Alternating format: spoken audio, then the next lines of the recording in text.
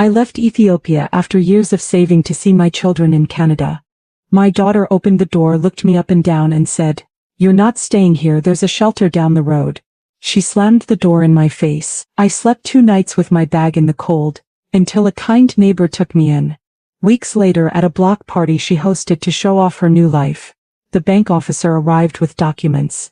He announced the house was in default and the real owner was me. Before we continue, I just want to say thank you for taking the time to hear my story. If you're comfortable, let me know where you're listening from, and what time it is where you are. Now let me tell you my story. The hum of the Boeing 777 was a lullaby, a sound I had dreamed of for 20 years. It was the sound of my life's work, the whirring of my old sewing machines, the clatter of the loom, all distilled into this one powerful forward motion. Outside my small circular window, the world was a blanket of impossible white, clouds stretching to a horizon that held the greatest treasure of my life, my children. My name is Hana Abbe, and for as long as I could remember my hands had been my life.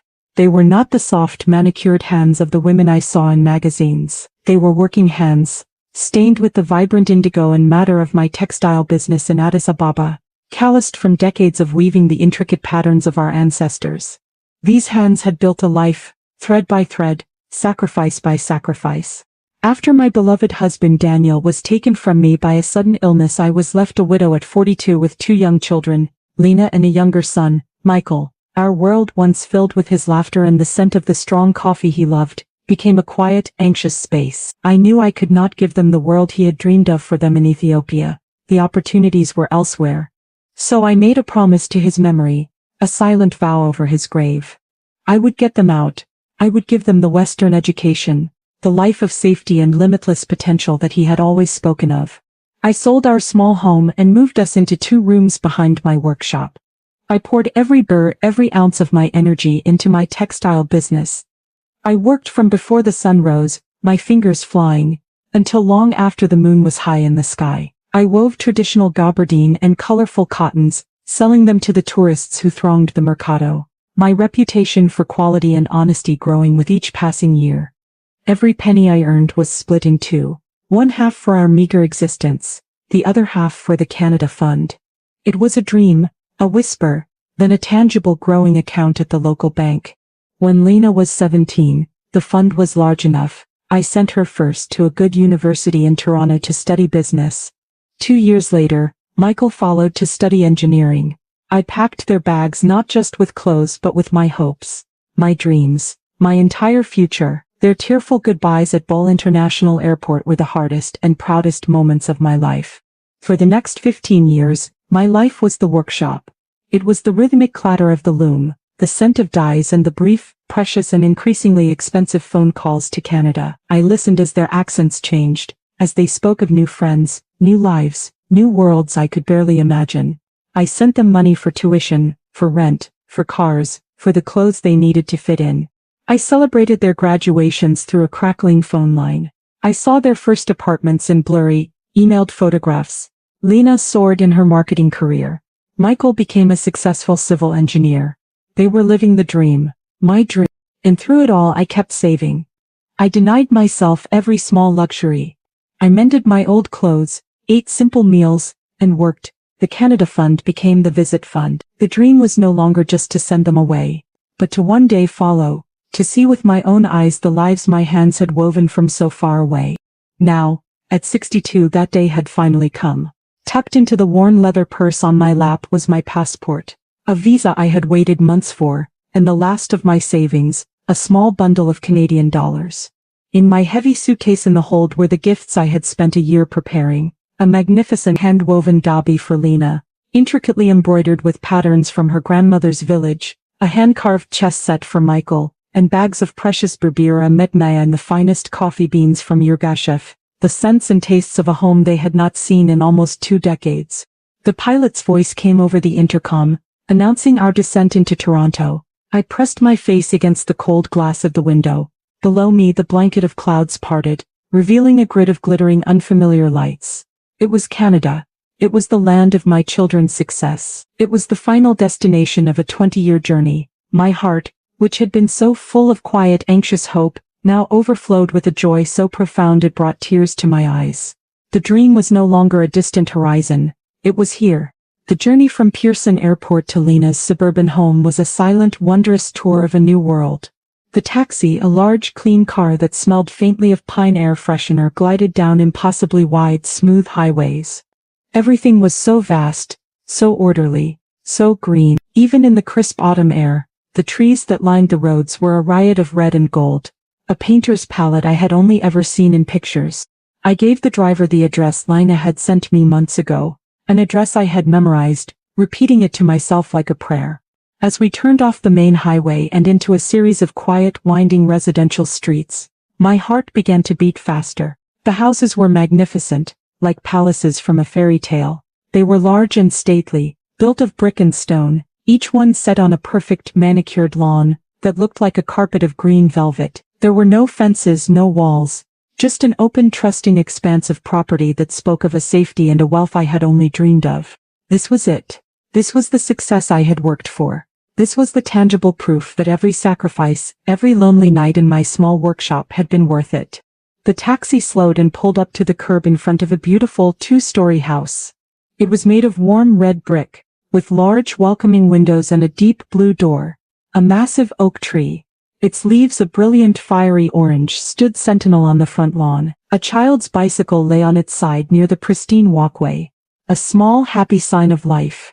"This is it, ma'am," the driver said, his voice kind. I paid him, my hands trembling slightly as I counted out the unfamiliar Canadian dollars. He helped me with my heavy bag, setting it on the pristine sidewalk. I stood there for a moment after he drove away, simply looking. I took in every detail, the cheerful yellow mums blooming in the flower beds, the polished brass house number, the faint comforting wisp of smoke curling from the chimney. This was my daughter's home, a home my life's work had helped to build.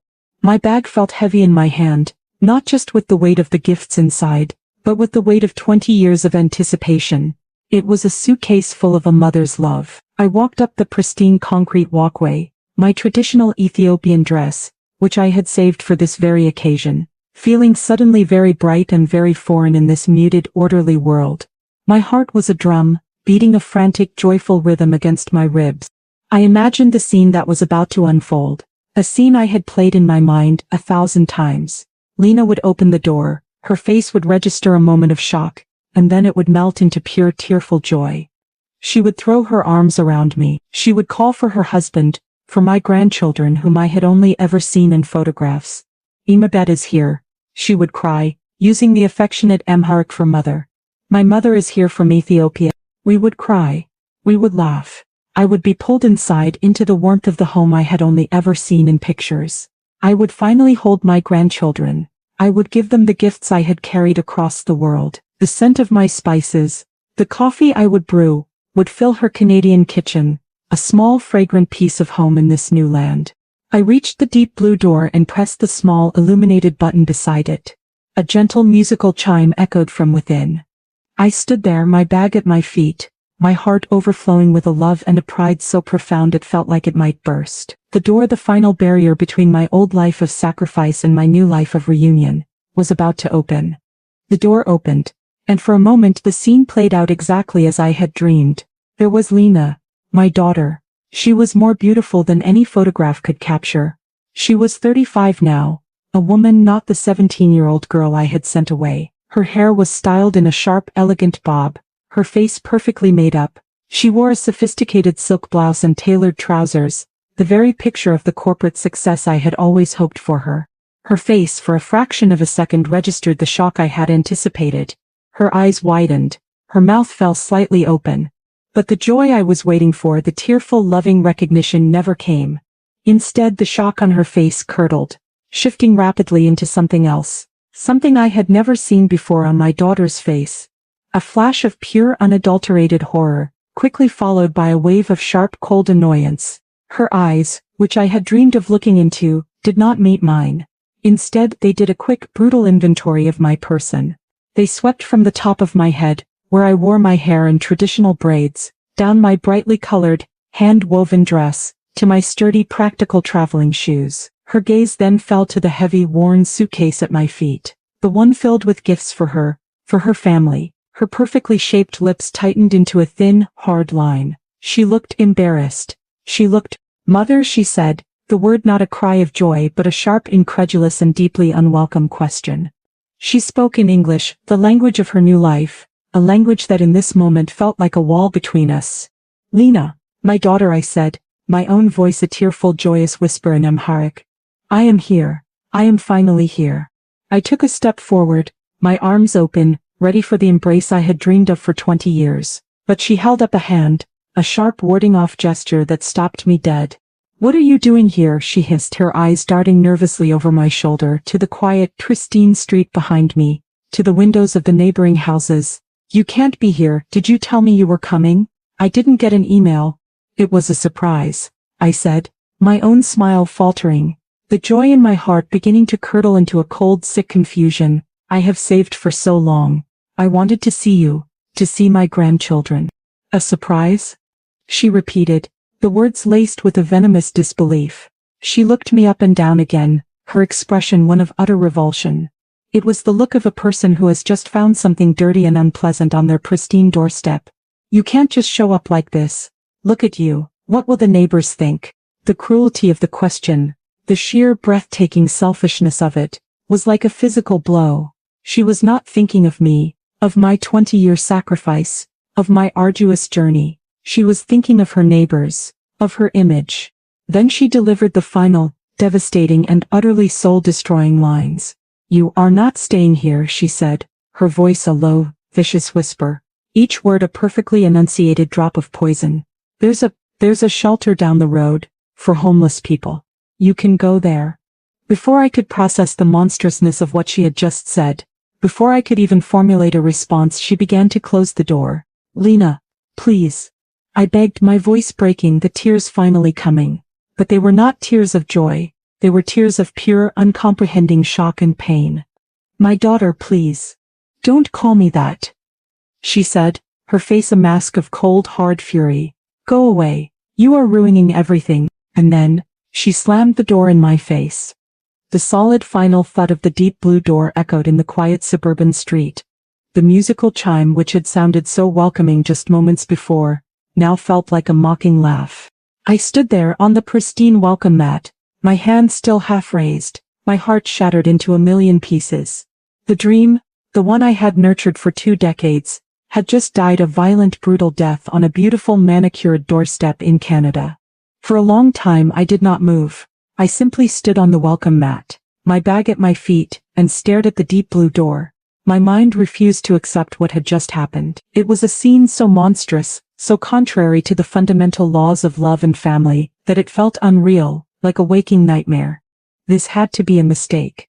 A terrible misunderstanding. Perhaps her husband was a cruel man, and she was afraid of his reaction.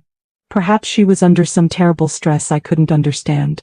My daughter, the little girl whose scraped knees I had kissed, whose hair I had braided, whose future I had built with my own 2 hands, could not be this person. She could not. I did not knock again. I could not bear the thought of that door remaining shut, or worse, of her opening it again with that same look of cold fury on her face. And I did not leave. I could not. My entire world, the entire purpose of my 20-year journey was inside that house. To leave would be to accept that it was all for nothing. So I retreated. I picked up my heavy bag, which now felt as if it were filled with stones, and walked back down the pristine concrete walkway. I crossed the quiet, empty street and sat down on a cold, hard park bench that faced the house. The bench was made of metal, and the biting cold of the late autumn Canadian air seemed to seep through my clothes right into my bones. But I barely felt it. The cold that was spreading through my heart was far more profound. From my vantage point on the bench, I had a perfect, heartbreaking view of the life I was not welcome in. I watched as the lights in the house came on, one by one, casting warm golden squares onto the perfect lawn. I saw silhouettes moving behind the large picture window in the living room. I saw the smaller, energetic shapes of my grandchildren, running and playing. I saw the taller silhouette of my daughter moving back and forth, perhaps preparing dinner. The scene was a beautiful, perfect picture of domestic bliss. A happy family, safe and warm in their beautiful home, and I, the woman who had made it all possible, was sitting on a cold bench across the street, an outcast, a ghost haunting the edges of her own dream. As the sun set, the temperature dropped sharply. A raw damp wind picked up, rustling the dry golden leaves of the massive oak tree on her lawn. The streetlights came on with a soft, electric hum. I pulled the shawl I had woven myself, the one I had brought for the cool Canadian evenings, tighter around my shoulders. It offered little warmth against the creeping insidious cold. I thought of my small warm rooms behind my workshop in Addis Ababa. I thought of the familiar sounds of my neighborhood, the call to prayer from the nearby mosque, the laughter of children playing in the street, the scent of roasting coffee. It had been a humble life, a life of endless work, but it had not been a lonely life. I had never felt as utterly profoundly alone as I did now, sitting on this bench in this beautiful, wealthy and soul-crushingly cold country. I did not cry. The tears had frozen somewhere deep inside me. I just sat, my bag clutched to my chest, and I watched. I watched the life that was supposed to be my reward, my final joyful chapter unfold without me. On the other side of a street, on the other side of a closed door, the first long cold night of my new reality had begun. The next morning, the sun rose on a world that was crisp, bright and achingly beautiful. The autumn leaves on the trees seemed to glow with an inner fire, and the sky was a pale, flawless blue. But the beauty of the scene offered no warmth, no comfort. I had not slept. I had dozed fitfully on the hard, cold bench, my body stiff and aching, my mind a churning sea of grief and confusion. I watched as the neighborhood slowly came to life. Automatic garage doors opened. Expensive cars backed out of driveways. People in sleek athletic wear jogged past, their faces set with a grim determination, their earbuds sealing them off from the world. No one looked at me. I was an invisible, inconvenient fixture in their perfect suburban landscape. At around 8 o'clock, the blue door of my daughter's house opened. My heart gave a painful lurch. Lena emerged, looking chic and professional in a tailored business suit, holding the hands of my 2 grandchildren. My grandchildren, a boy and a girl, both with my daughter's beautiful dark eyes. They were laughing, their small backpacks bouncing as they walked. They were so close, just across the street, but they were a world away. Lena herded them into a large black SUV, not once glancing in my direction, and drove away. It was then that I first noticed the woman next door. She was in her late 60s with a kind round face and a cloud of soft white hair. She was standing on her own porch, a floral watering can in her hand, tending to a pot of late-blooming asters. Her name, I would later learn, was Josephine Dubois, but everyone called her Josie. She looked over at Lena's departing car, then her gaze drifted across the street and settled on me. She didn't stare, but I could feel the weight of her quiet, curious observation. I saw a small frown crease her brow, an elderly woman dressed in foreign clothes sitting alone on a park bench at 8 in the morning with a large traveling bag. I knew what she must be thinking. I was an anomaly, a disruption in the orderly pattern of her neighborhood. I quickly looked away, a hot flush of shame washing over me. Hana Abbe, a respected business owner in my own community, a woman who had never asked for a handout in her life, was now an object of suspicion, a potential problem to be solved. Josie went back inside, and I spent the day in a state of suspended animation, a lonely sentinel watching an empty house.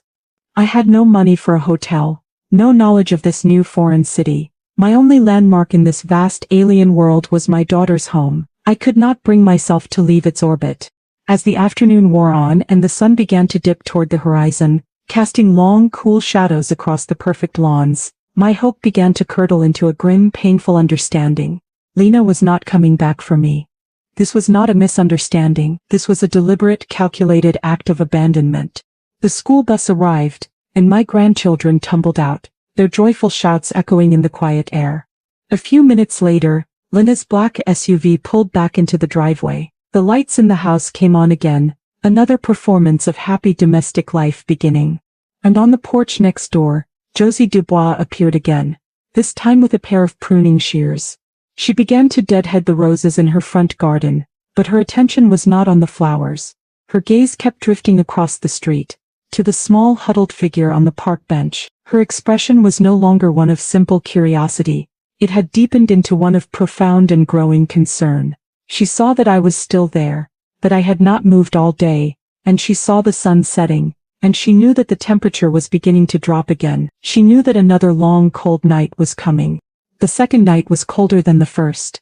a deep, penetrating cold that settled into my bones and made my teeth chatter. I huddled on the bench, pulling my thin shawl and the extra sweater from my bag around my shoulders, but they were no match for the insidious Canadian chill. Hope, which had been a flickering ember in my heart, had finally died, leaving behind only the cold, hard ash of despair. Lena was not coming. My daughter had thrown me away as easily as one might discard an old, unwanted piece of furniture. The full, monstrous reality of my situation had finally settled in. I was alone, homeless, and invisible in a foreign land.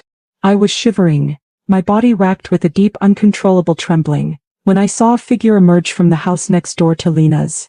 It was the woman with the white hair. Josie. She was bundled in a thick woolen coat, and she was carrying a large steaming thermos and a heavy-looking plaid blanket. She looked both ways down the empty street, and then with a look of firm, unshakable resolve on her kind face, she crossed the road and walked directly toward me. "Hello," she said, her voice soft and full of a gentle, uncomplicated warmth. "My name is Josie. I live just over there." She gestured with her head toward her own cozy, brightly lit home. "I couldn't help but notice you've been out here for a very long time. It's much too cold for anyone to be sitting out tonight." She didn't wait for my response. She unfolded the thick woolen blanket.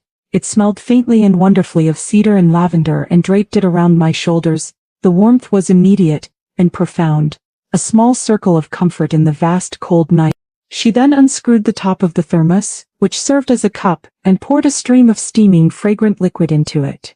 "I brought you some tea," she said, handing it to me. "It's chamomile, with a little bit of honey. It'll warm you up." My hands were so cold and stiff I could barely hold the cup. She had to steady it for me. I took a sip. The hot, sweet liquid was like a miracle, a shock of life and warmth that seemed to spread through my entire body. Tears, hot and unexpected, welled in my eyes. It was not the tea itself, it was the kindness. The simple, unasked-for human kindness from a complete stranger.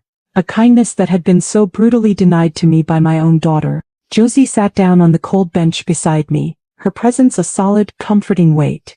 She did not bombard me with questions.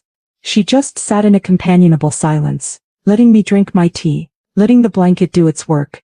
"You're a long way from home, aren't you?" she finally said, her voice gentle. She had noticed my dress, my accent, the very foreignness of my being. I could only nod, my throat thick with unshed tears.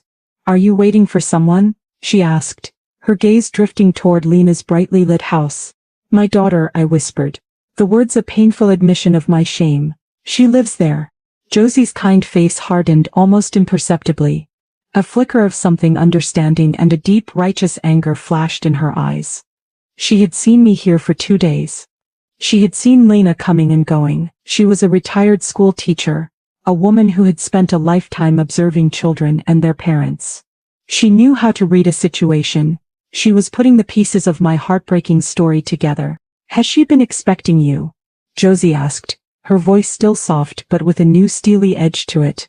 "No," I admitted, my voice cracking. "It was a surprise."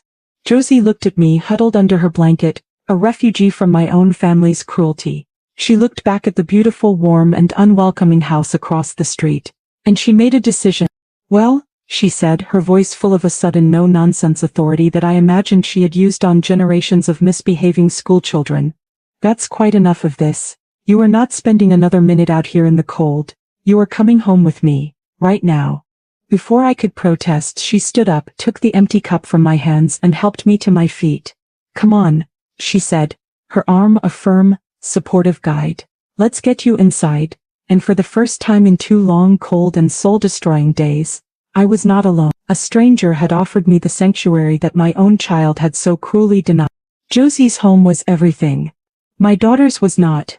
Where Lena's house was a minimalist landscape of cool grays, whites and polished chrome, a space that felt more like a corporate showroom than a home. Josie's was a warm, vibrant and joyful explosion of life. The moment I stepped inside, I was enveloped in the scent of baking bread, of old books and of the lemon and lavender potpourri that sat in a bowl on the hall table. The walls were a cheerful sunny yellow and they were covered not with abstract art, but with framed photographs of laughing children and grandchildren, with framed, charmingly imperfect watercolor paintings, with a lifetime of memories and love. There were books stacked on every available surface, A half-finished knitting project lay on a comfortable, slightly lumpy armchair. A large ginger-colored cat, curled up on a worn Persian rug, opened one lazy eye to appraise me, then went back to sleep. It was a home that was lived in. A home that was loved. It was a sanctuary. Josie led me into her cozy kitchen and sat me down at a small round wooden table. She bustled around, making more tea, cutting a thick slice of the fresh bread I had smelled, and slathering it with butter and homemade jam. She placed it in front of me, a simple perfect offering. "You eat this," she said, her voice full of the gentle but firm authority of a woman who has spent a lifetime nurturing others. "You need to get your strength back." And in the warmth of her kitchen, under the gentle non-judgmental gaze of this kind stranger, the dam of my own carefully controlled composure finally and completely broke. The tears I had been holding back for 2 days, the tears of shock, of grief, of a pain so profound I thought it might kill me, came in a silent, racking flood. I sat at her table and wept, my shoulders shaking, my face buried in my hands. Josie did not say a word. She simply sat down opposite me, pushed the plate of bread a little closer, and waited. She let me grieve. She gave me the gift of her quiet, patient presence, a gift far more valuable than any blanket or cup of tea. When the storm of my sobs finally subsided, leaving me exhausted and hollowed out, I began to talk. The story, the one I had been holding inside like a shard of glass in my heart, came pouring out. I told her everything. I told her about my husband, about the promise I had made to his memory. I told her about my little textile business, about the 20 years of relentless work, of saving every spare bar. I told her about sending my children to this country, about funding their education, their lives, their success. And then I told her the secret, the final crucial piece of the story, the part that made my daughter's cruelty not just an act of personal betrayal, but an act of profound and staggering ingratitude. "The house," I said, my voice a raw whisper. "Lena's house. It is not her house." Josie looked at me, her kind face a mask of confusion. "What do you mean, dear?" "I mean, I bought it," I said, the words a painful admission of a generosity that had been so brutally repaid. 5 years ago, Lena and her husband wanted to buy a home, to have a place for the children to grow up, but the banks would not give them a mortgage. They did not have enough for a down payment. So, I sent the money. I explained how I had liquidated a significant portion of my business savings, a sum that had taken me a lifetime to accumulate, and had wired it to a Canadian bank. "I bought the house for them," I whispered, the shame of my daughter's actions a hot flush on my cheeks. "It was my investment. It was my way of giving them a foundation, a piece of solid ground on which to build their lives. It was a gift of love." Josie stared at me, her mouth slightly agape. The story, which had already been heartbreaking, had just crossed over into the realm of the truly monstrous. Her neighbor was not just a callous, image-obsessed woman who had rejected her own mother. She was a woman who was living in a palace that her mother had paid for, and she had just tried to send its true owner, its benefactor, to a homeless shelter. The pieces were all there. The puzzle was complete, and the picture it formed was one of an ugliness so profound it left even a kind, worldly woman like Josie Dubois, completely and utterly speechless. Josie's shock soon gave way to a sharp, teacher-like focus. Her mind, trained to see the details, to understand the structure of a problem, began to probe for the facts. "Hana," she said, her voice now serious, "you need to tell me exactly how this was arranged. The house, the money, everything." So I explained. It had been a complex arrangement, one I had put in place with the help of an international banking advisor years ago. I was a businesswoman, after all. I understood the importance of contracts, of legal structures. My gift had been one of love, but the execution had been one of prudence. When I decided to buy the house for them, I began, my voice gaining a bit of its old professional confidence as I recounted the details. I did not simply give Lena the money. That would have been foolish. The money was wired from my bank in Addis Ababa directly to an account I had set up here in Canada. I worked with an officer at the bank, a very helpful man named Mr. Chen. I explained that I had purchased the house outright, a cash purchase, with the money from my own account. There was no mortgage, there was no debt. It was a clean transaction. "And the title deed?" Josie prompted, her eyes sharp. "Whose name is on the deed?" "Mine," I said simply. "Hana Abbe." The bank advised me that this was the most secure way to protect my investment. The house is legally and entirely mine. Josie let out a low whistle. Good for you, she murmured. That was very, very smart. I thought so, I said with a sad, bitter smile. I trusted my daughter, of course, but I am not a fool. Business is business. I went on to explain the rest of the arrangement, the part that was meant to be a lesson in responsibility for Lena and her husband. I did not want them to feel like it was a handout, I said. I wanted them to have a sense of ownership, of pride. So I set up a separate account with the bank, an account tied to the property. Lena was to deposit a modest monthly amount into that account. It was not rent, it was a symbolic amount, far, far less than what a mortgage or market rent would have been. It was an amount we both agreed upon. And what was that money for? Josie asked. Mr. Chen would manage the account, pay the taxes on my behalf, and send me a statement once a year. It was a way for Lena to contribute, to learn financial responsibility, to be a partner in the ownership of her home, even if her name was not on the deed. For the first few years the arrangement had worked perfectly. Lena made the deposits. Mr. Chen paid the taxes. The annual statements showed a healthy, balanced account. It was a symbol of our partnership, of our shared investment in her family's future.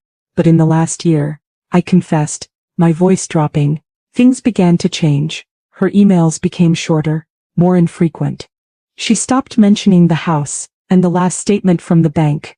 I did not receive one this year. I assumed it was a postal error. I was planning to come here to see my children to sort it all out in person.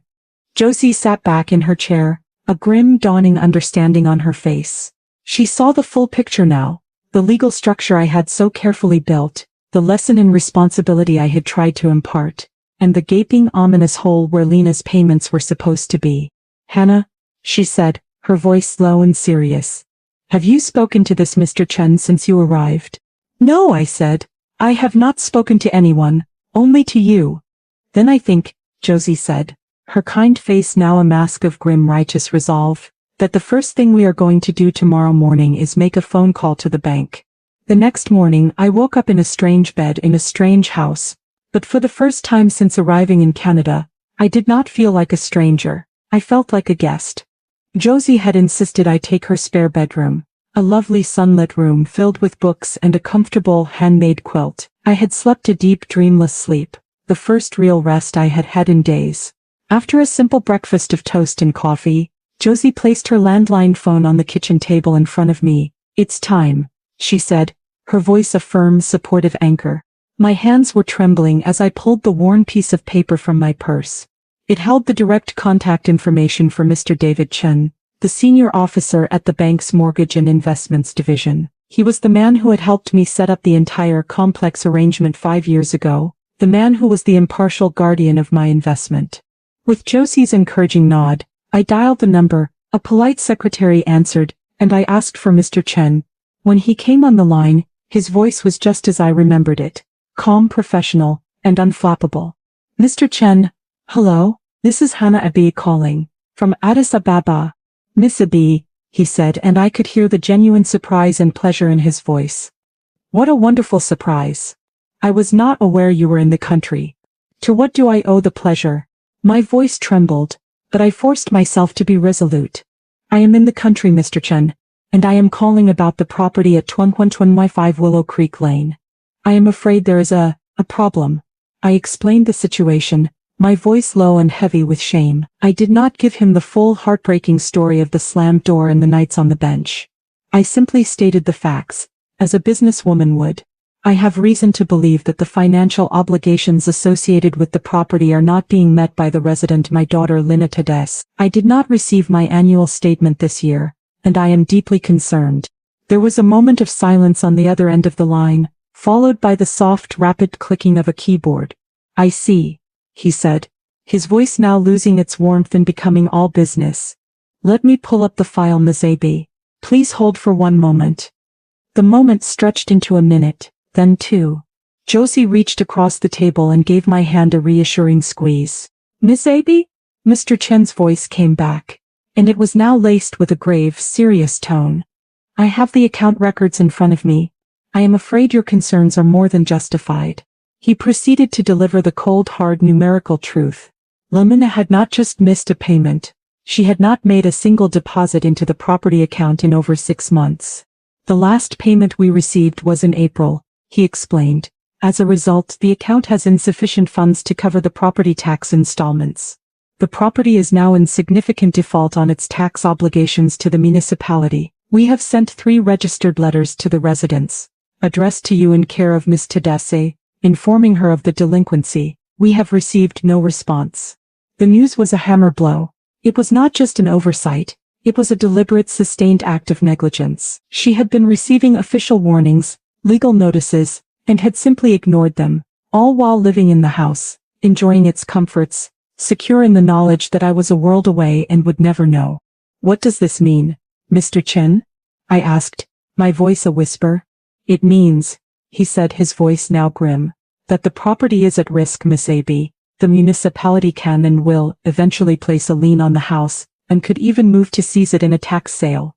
We are not at that stage yet, but the situation is serious. He paused, and I could hear him taking a deep professional breath. As the legal owner of the property, you have several options. You can of course pay the outstanding tax balance yourself to bring the account into good standing. Or, he continued, his voice dropping slightly, given that the resident has violated the financial agreement you put in place, you have the legal right to reclaim your property. The bank can act on your behalf to issue a formal notice of eviction. Eviction. The word was so harsh, so final. To evict my own daughter, but what choice did I have? She had abandoned her responsibility. She had abandoned the property, and she had, in the most brutal way imaginable, abandoned me. Josie, who had been listening to my side of the conversation with a growing look of righteous fury, squeezed my hand again, her message clear. Be strong. My voice, when I spoke, was no longer trembling. It was the voice of Hana Abbe, the businesswoman, the woman who had built a life from nothing, the woman who was not a fool. Mr. Chen, I said, my voice cold and clear as a winter morning, what do you require from me to begin the eviction process?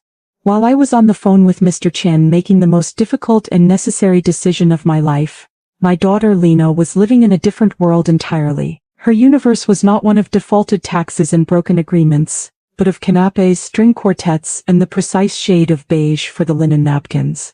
The scene shifts to her pristine, open-concept kitchen. Lena is on her laptop, a sleek silver machine, her brow furrowed in intense concentration. Spread across her enormous marble island are fabric swatches, floral samples, and a color-coded minute-by-minute schedule for an event. She is not a woman worried about her homeless mother. She is a general, planning a major social offensive. She is on the phone with a caterer, her voice a sharp, demanding staccato of corporate efficiency. No, the avocado salsa must be made on site. I want it fresh, and I need to be assured that your servers will be in the all-black uniforms we discussed. This is a very upscale, very brand-conscious crowd. This is Lena's obsession, her first annual summer welcome block party. Never mind that it is autumn. In her mind, this is the event that will finally and irrevocably cement her status in the wealthy, exclusive suburban community she has worked so hard to infiltrate. It is a massive, catered affair, an open house and garden party designed to showcase her beautiful home, her beautiful family, and her impeccable taste. It is, in short, a performance, a carefully curated display of a new life she is desperate to prove she deserves. Her husband, a quiet, amiable man who seems to exist primarily as a handsome accessory to her ambition, wanders in. Honey, have you heard from your mother? He asks, a hint of concern in his voice. Lena does not even look up from her laptop. Who? Oh, her, she says, her voice a dismissive wave of the hand. Don't worry about it, I handled it. Handled it? What does that mean? He presses. She came all the way from Ethiopia. Shouldn't we at least? I mean, I set a boundary, she snaps, her voice sharp with irritation. She can't just show up on my doorstep, unannounced, looking like that. It's not appropriate. I have a life here. A reputation. I told her where the nearest shelter was. The social services in this country are excellent. She'll be fine. She has completely and utterly compartmentalized the monstrousness of her own actions. In her mind, she has not abandoned her mother. She has set a boundary, a therapeutic-sounding justification for an act of profound cruelty. She has reframed her mother's arrival, not as a long-awaited reunion, but as an inconvenient, inappropriate intrusion that threatened her carefully crafted image. The woman who gave her everything has been reduced to a branding problem, a clashing element that needed to be managed. She turns her attention back to her party planning, her mind already moving on to the next crisis. The string quartet, she mutters, her fingers flying across the keyboard. I need to confirm they can play something modern. Vivaldi is so cliché. She is a woman living entirely on the surface. A beautiful, fragile facade built on a foundation of my life's savings. She has no idea that the very ground on which she is planning her grand social triumph is about to be legally and very publicly pulled out from under her. Her focus is on impressing the neighbors, on proving that she belongs. She has no idea that the only opinion that is about to matter is that of a quiet, dignified woman she left shivering on a park bench. The day of the block party arrived. A perfect, brilliant Saturday afternoon. The sky was a crisp, cloudless blue, and the autumn air was filled with the scent of wood smoke and decaying leaves. It was the kind of day that made the wealthy residents of Willow Creek Lane feel smugly satisfied with their life choices. Lena's house and garden were the epicenter of this satisfaction.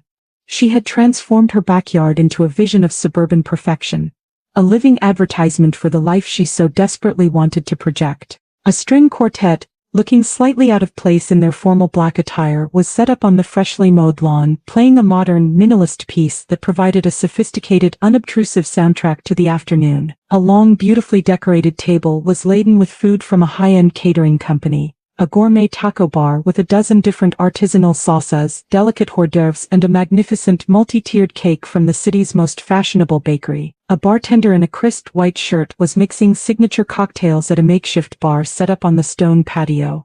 The guests, a collection of Lena's neighbors and colleagues, were a sea of expensive, casual chic attire. They were doctors, lawyers, executives, the very people Lena aspired to be. They mingled on her perfectly manicured lawn, champagne flutes in hand, their laughter and conversation a low, pleasant hum. And at the center of it all was Lena.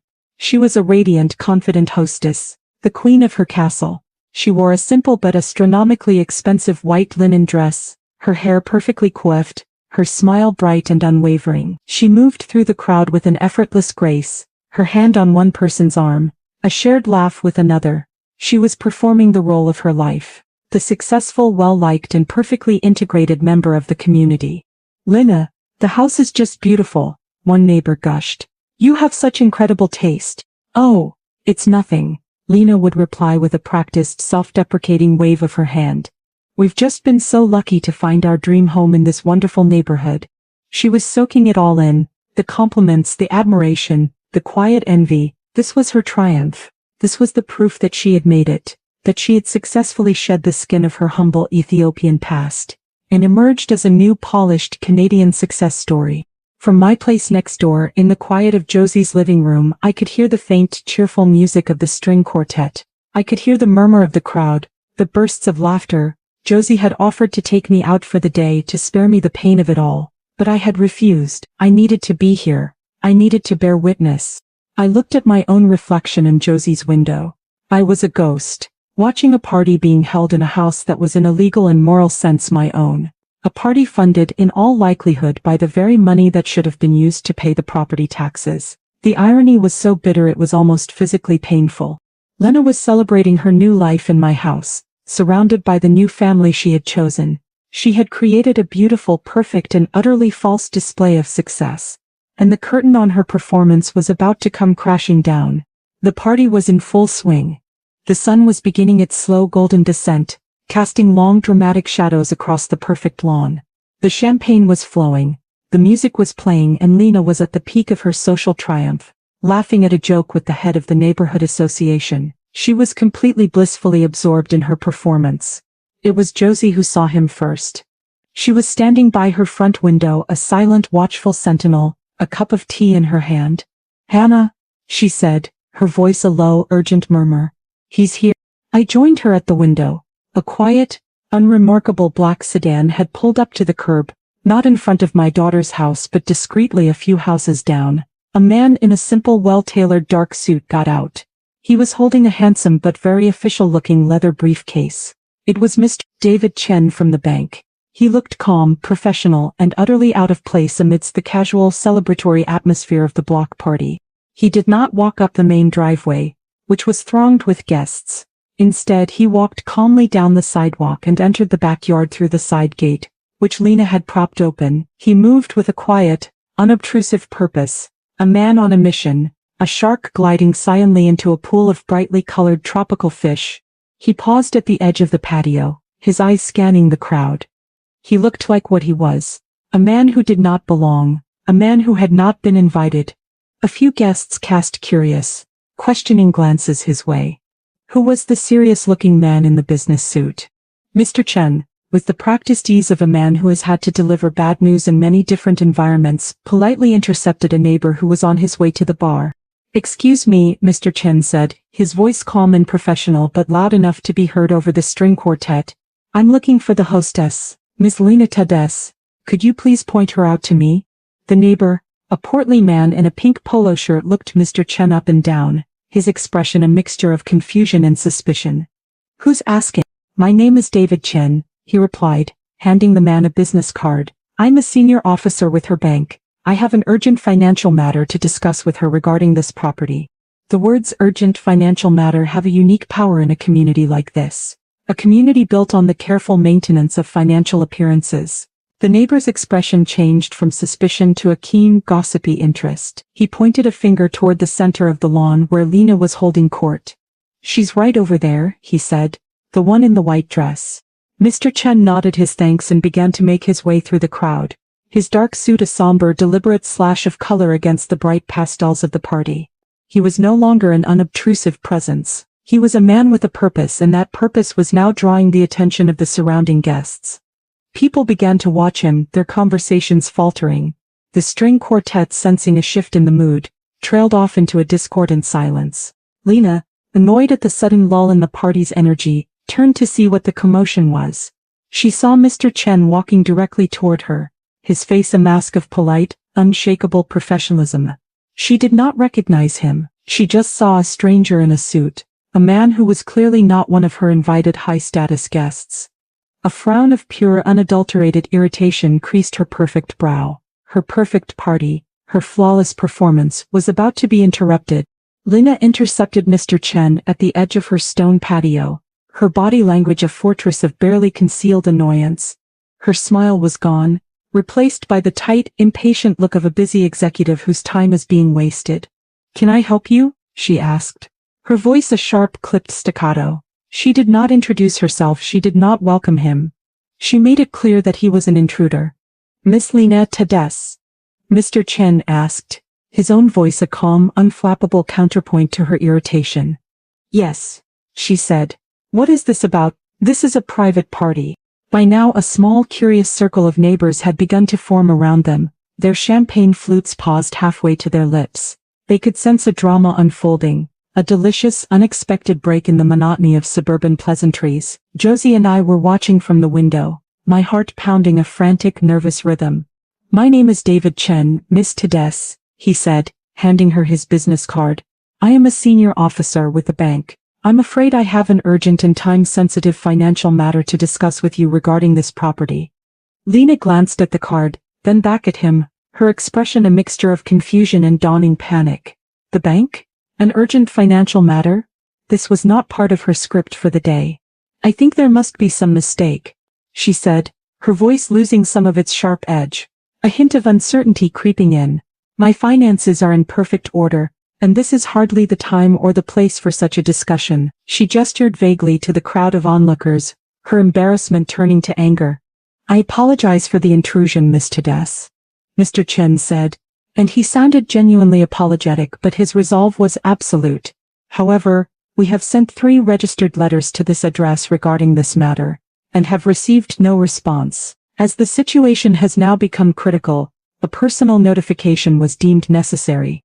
The mention of the registered letters, of her own negligence, caused a flush of color to rise in Lena's cheeks. The curious neighbors leaned in a little closer. This was getting interesting. "What situation?" Lena demanded, her voice a low, furious hiss. "What are you talking about?" Mr. Chen opened his briefcase. "I am here today to act on behalf of the legal owner of this property," he said, his voice calm, clear, and carrying in the sudden profound silence of the backyard. "Due to a severe and prolonged default on the financial obligations tied to this property, specifically the non-payment of property taxes for the last 2 fiscal quarters. The owner has instructed the bank to take immediate action. A collective gasp went through the small crowd of onlookers. Default, it was a dirty word in this neighborhood, a word that spoke of failure, of an inability to maintain the glossy facade of success. Lena was reeling, her mind clearly struggling to process what was happening. Her perfect party, her grand display of status, was turning into a public spectacle of financial failure. The mask of the gracious hostess was crumbling, revealing the panicked, cornered woman beneath. The public notice had been served. Lena, her face a mask of disbelief and dawning. Public humiliation, drew herself up to her full height. She was a cornered animal, and she came out fighting. Her only weapon, the arrogant assumption of ownership that had been her shield for 5 years. Act on behalf of the owner? She scoffed, her voice a shrill, incredulous laugh that held no humor.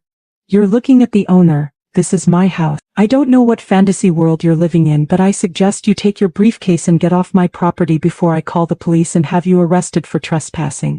It was a bold, desperate gambit, an attempt to reassert her authority, to paint Mr. Chen as a confused, incompetent interloper. But she had no idea of the legal fortress that had been built against her. Mr. Chen did not flinch. His calm, professional demeanor did not waver. He simply looked at her with an expression of mild, almost pitying regret.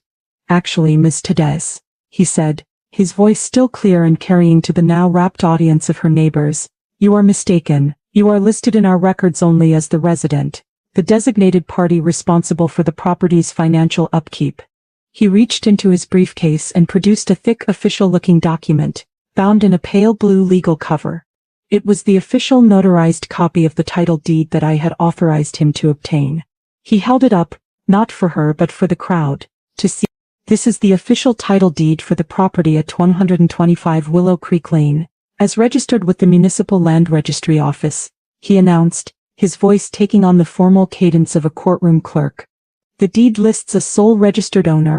He paused, letting the dramatic weight of the moment settle over the stunned, silent backyard.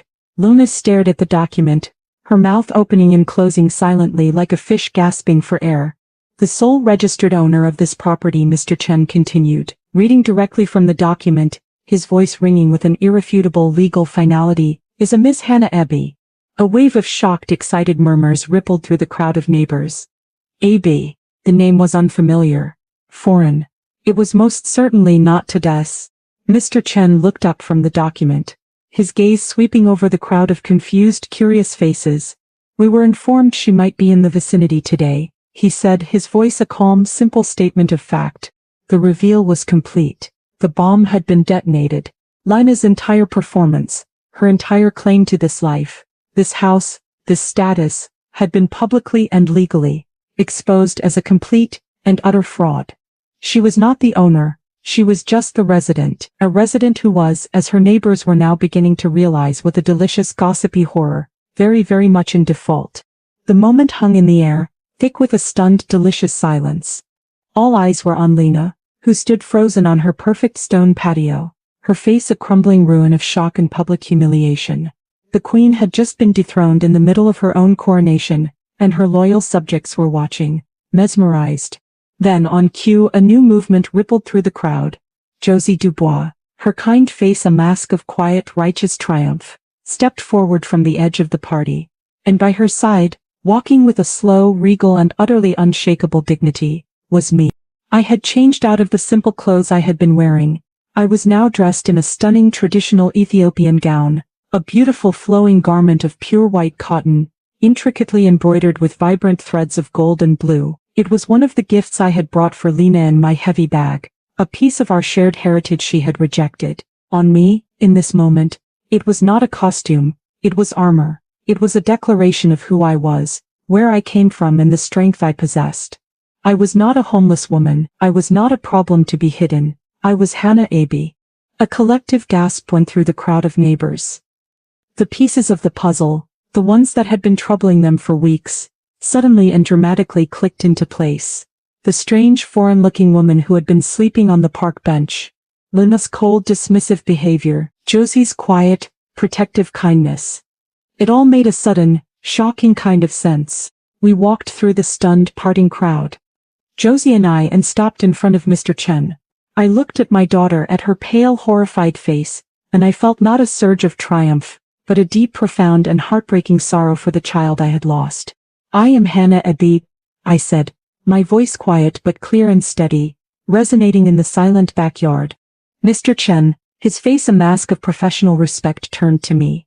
"Miss Abbe," he said with a slight formal bow of his head, "as per our conversation and your legal instructions, we are here to act on your behalf." He reached into his briefcase again and produced 2 items.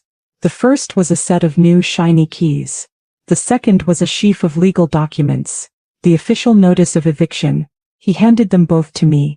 "These are the new keys to the property," he explained. "The locks have been changed this afternoon, and this is the legal notice for the current resident to vacate the premises." I took the keys in my hand. They felt cool, solid and real. They were the keys to my house. The keys to my life's work. The keys to my future. I stood there, a 62-year-old woman in a traditional Ethiopian dress, holding the keys to a beautiful Canadian house, surrounded by a crowd of stunned, wealthy strangers. The owner had, at long last, come to claim her property. I stood there for a long moment, the cool, solid weight of the keys a comfort in my hand. I looked at the legal documents, the official words that would undo the terrible wrong that had been done to me. Then I looked at my daughter. Lena was a statue of pure, uncomprehending shock. Her perfect party was in ruins. Her carefully constructed image was shattered. Her public triumph had become a spectacle of her own profound and very public disgrace. She stared at me, her eyes wide with a mixture of hatred, fear and a dawning terrible understanding of the consequences of her own cruelty. I took a step toward her. I did not shout. I did not cry. My voice when I spoke was not filled with rage or with triumph. It was filled only with a deep and final heartbreaking authority. The authority of a mother who has been pushed too far. The authority of a businesswoman whose contract has been violated. The authority of the legal owner of the property on which she stood. "Lena," I said, my voice quiet but carrying in the profound silence of the backyard, "I believe you are trespassing." The word, so formal, so legal, was a final brutal severing of the maternal bond between us. I was no longer speaking to her as a mother. I was speaking to her as a landowner.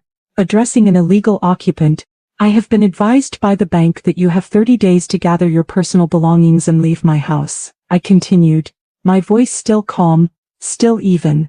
"But your party is over, now." I then turned, no longer looking at her, and faced the stunned, silent crowd of her neighbors. The very people she had been so desperate to impress. I raised my voice slightly, so they could all hear. "I want to thank you all for coming today," I said, a faint, sad smile on my face. "My daughter has been a guest in my home for 5 years, but it is time now for her to find a home of her own.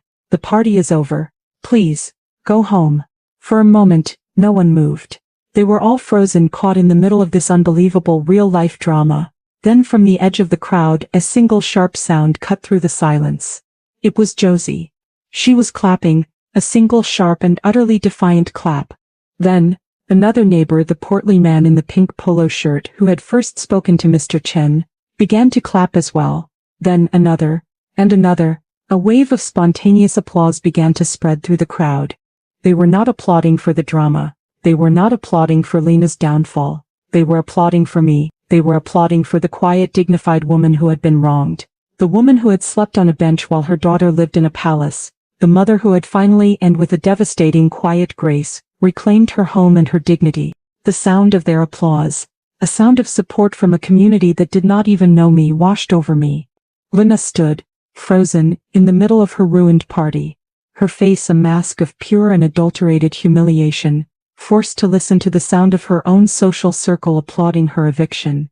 I turned my back on her, on the party, on the entire ugly mess. I took Josie's arm, and together we walked away from the stunned crowd, in the string quartet. We walked across the perfect lawn, through the side gate, and toward the front of the house. My house. I walked up the pristine walkway, the same one I had walked down in despair just weeks ago. I reached the deep blue door, the one that had been slammed in my face. I took out my new key, slid it into the lock, and turned. The door opened, and I walked inside. I was finally home.